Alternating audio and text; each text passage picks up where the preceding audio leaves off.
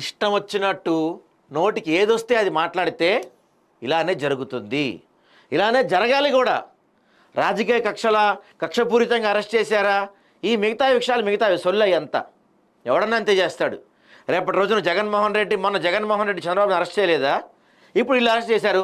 ఒకవేళ రేపు వీళ్ళు అధికారంలోకి వస్తే పవన్ కళ్యాణ్ అరెస్ట్ చేయొచ్చేమో చెప్పలేం కదా. రాజకీయ కక్షలు నాకు ఉంటాయి, కానీ నువ్వు మాట్లాడే మాట ఆలోచించి 1-2 సార్లు ఆలోచించి మాట్లాడు. ఎందుకంటే నువ్వు మాట్లాడుతుంది నీ ఇంట్లోనో నీ పార్టీ ఆఫీస్లోనో 4 గోడల మధ్య కాదు.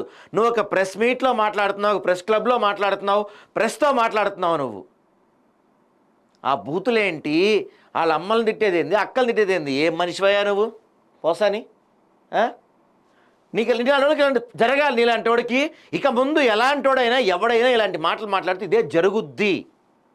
గుర్తుపెట్టుకుని ఇదే జరుగుద్ది, జరగాలి కూడా. అది ఎవరైనా సరే, ఇప్పుడు జనసేన కార్యకర్తలు కావచ్చు, నాయకులు కావచ్చు, టీడీపీ వాళ్ళు కావచ్చు, అధికారంలో ఉన్నాం కదా అని ఇష్టం వచ్చినట్టు మాట్లాడద్దు ఎప్పుడైనా సరే.